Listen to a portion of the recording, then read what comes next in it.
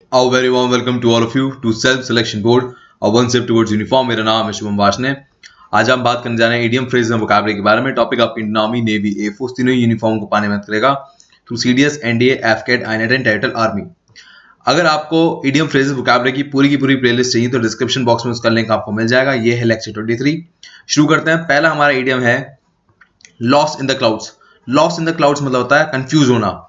For example, आपकी teacher आपको कुछ समझाना चाह रही हो पर खुद ही कंफ्यूज हो जाए तो उसे हम क्या कहेंगे, लॉस्ट इन द क्लाउड्स। अगला है लूज ग्राउंड। लूज ग्राउंड मतलब कि फेल टू कीप पोजीशन। अगर आपने आर्मी के रिलेटेड कोई भी अमेरिकन मूवी या हॉलीवुड मूवी देखी है तो उसमें जब कोई सिपाही अपनी जगह हार जाता है जहां पर वो डिफेंड कर रहा होता है तो कहता है लूज ग्राउंड, वो अपनी जगह हार चुका है।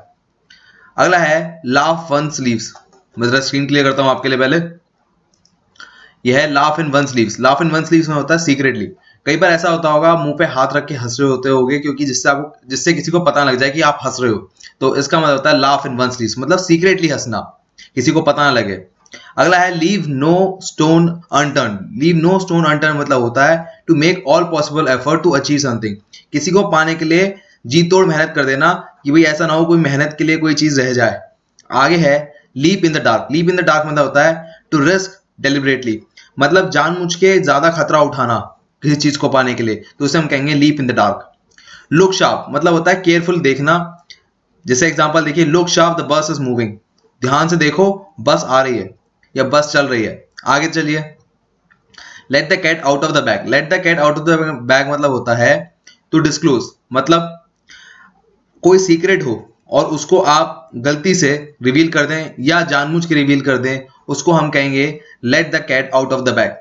है live in a fool's paradise. इसका मतलब होता है फॉल्स होप।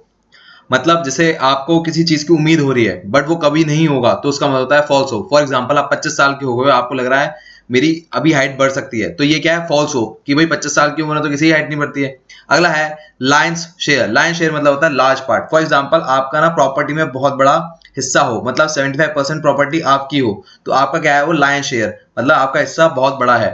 अगला है loaves and fishes. Loaves and fishes मतलब होता है मटेरियल बेनिफिट। फॉर एग्जांपल, कि आपको ना सिर्फ जो मटेरियल है, पैसा है या जायदाद है, उससे ही मतलब है, किसी के प्यार से या अफेक्शन से कोई मतलब ना है, तो उसका मतलब होता है loaves and fishes. For example मैं आपको बताता हूँ, जो नेता लोग होते हैं, पॉलिटिकल लोग होते हैं, उनको जो करप्शन से पैसा आता है उससे मतलब है, इससे मतलब नहीं है कि अगर वो कुछ अच्छा काम करेंगे तो लोग उन्हें प्यार करेंगे।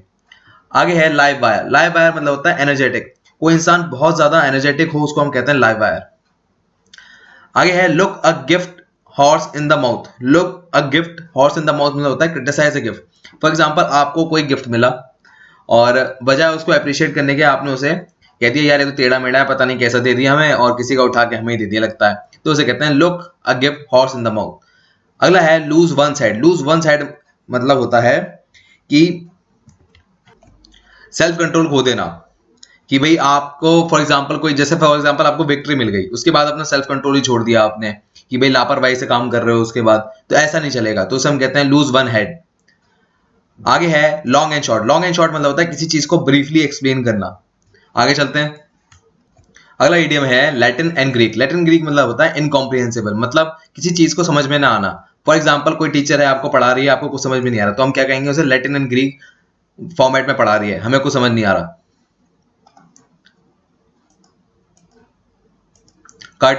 आगे है Latin and Greek. Latin Greek क्या होता है, लैटिन ग्रीक मतलब इनकॉम्प्रिहेंसिबल, मतलब कुछ बात समझ में ना आना। फॉर एग्जांपल, टीचर आपको कुछ पढ़ा रही है, आपको समझ नहीं आ रहा, तो उसे हम कहेंगे लैटिन एंड ग्रीक। इसके बाद है last nail in the coffin. Last nail in the coffin मतलब कॉजिंग ruin, मतलब पूरी तरह से खत्म हो जाना। अब फॉर एग्जाम्पल, वर्ल्ड वॉर 2 के बाद जो ब्रिटिश की जो ताकत थी पूरी दुनिया में वो खत्म हो गई थी, तो उसे हम कहेंगे last nail in the coffin. अगला है lead up the garden path. Lead up the garden path होता है टू चीट। फॉर एग्जाम्पल, कोई कस्टमर है, ठीक है, उसको आपने कोई टूटा हुआ सामान पकड़ा दिया, तो उसे हम क्या कहेंगे, lead up the garden path.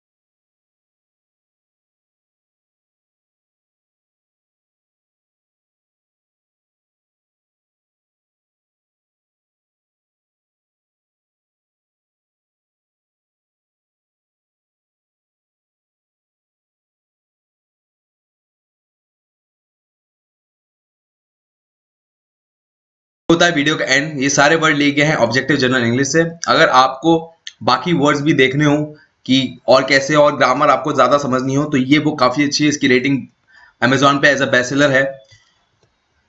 ये तो आपको पता ही है।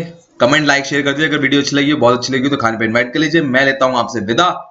हैशटैग भाषण करके कमेंट बॉक्स में मेरे लिए कोई मैसेज हो वो आप डालिए। जय Hind, take care, bye bye.